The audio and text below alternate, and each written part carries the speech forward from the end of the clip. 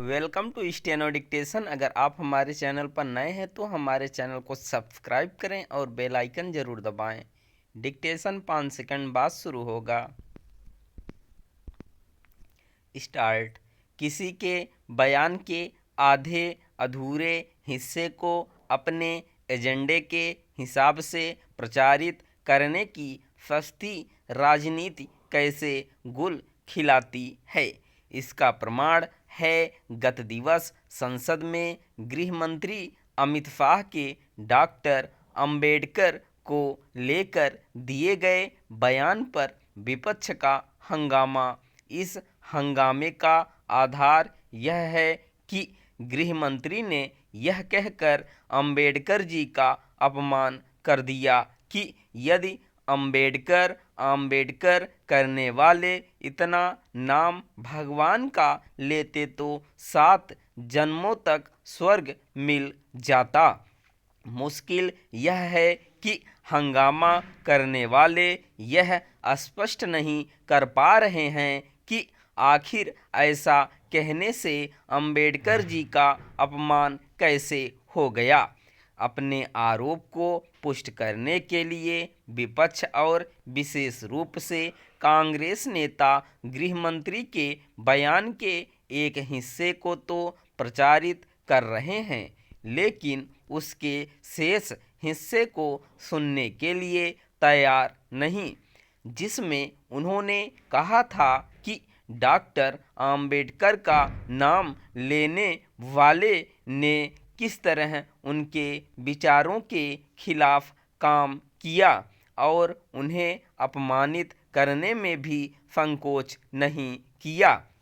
लगता है कांग्रेस को यही चुभ गया और इसी कारण वह संसद के भीतर बाहर इस मामले को तूल देने में जुट गई।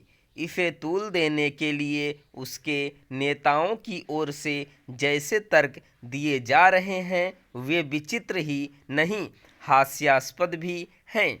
ये तर्क केवल राजनीतिक विमर्श का स्तर गिराने वाले ही नहीं, यह बताने वाले भी हैं कि नेतागण किसी तरह तिल का ताड़ बनाने में माहिर हो गए हैं।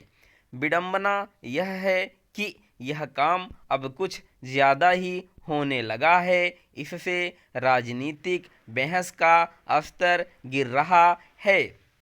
राजनीतिक बहस का स्तर इतना छिछला नहीं होना चाहिए कि किसी के लिए अभिधा लक्षणा व्यंजना में अपनी बात कहना या फिर मुहावरों का प्रयोग करना दूभर हो जाए।